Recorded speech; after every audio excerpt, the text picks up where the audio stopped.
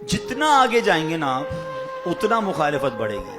نگران شورا بڑے لوگوں کی بڑی باتیں ہوتی ہیں. ایک بار ہم بیٹھے تھے تو ہمارے رکن شورا علی بھائی نگران شورا کو میسج کیا کہ حضرت مخالفت بہت بڑھ گئی ہے, ہمارے بارے میں کچھ لوگ باتیں کر رہے ہیں, پہلے نہیں ہوتی تھی.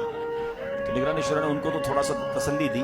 فون رکھنے کے بعد پتہ ہے ہمیں کیا کہا, جو ذمہ داران صاحب تھے, اب کام شروع ہو گیا ہے. بات آئی سمجھ؟ مخالفت سے ڈرنا او ہو بڑا مسئلہ ہو گیا, نہیں, کام شروع ہوا ہے بھئی. کام نہیں تھا تو مخالفت کیسی؟ جب آپ کام کرتے ہیں نا, یاد رکھیے گا, تو آپ کسی نہ کسی کے مفادات کو ٹھیس پہنچا رہے ہوتے ہیں. ہم یا رسول اللہ کہتے ہیں تو کیا کچھ لوگ نہیں ہیں جن کو پرابلم ہوتی ہے؟ ہم ہر صحابی نبی جنتی جنتی کہتے ہیں تو کچھ لوگ نہیں ہیں جن کو پرابلم ہو رہی ہے؟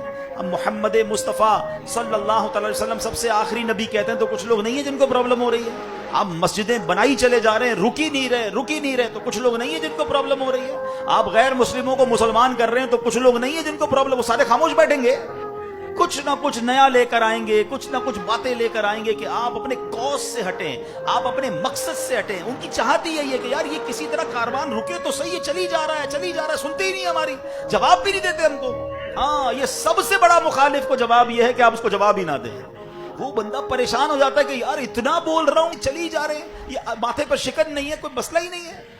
یہی وہ امیر اہل سنت کی پالیسی ہے. ٹھیک ہے, وہ آپ کو انشاءاللہ آگے بڑھ, اگر آپ اس مخالفت کو دیکھ کر کنفیوز ہوتے رہیں گے نا, تو وہی تو وہ چاہتا تھا. اس کے پاس تو کام نہیں تھا, آپ کے پاس کام تھا, آپ کام سے ہٹ گئے. اچھا, اسی بڑی مخالفت کو آپ اپنے ادارے میں لے آئیے. ہو سکتا ہے آپ کے ساتھ کوئی ایسا بندہ ہو جو آپ کی مخالفت کرنے والا ہو. انسان ہے, شیطان ہے, اس کے اندر بھی حسد ڈال سکتا ہے. آپ کے محلے میں, آپ کے شہر میں, آپ کی مجلس میں ہو جاتا ہوگا, مگر آپ نے اپنی توجہ اپنے کام پر رکھنی ہے.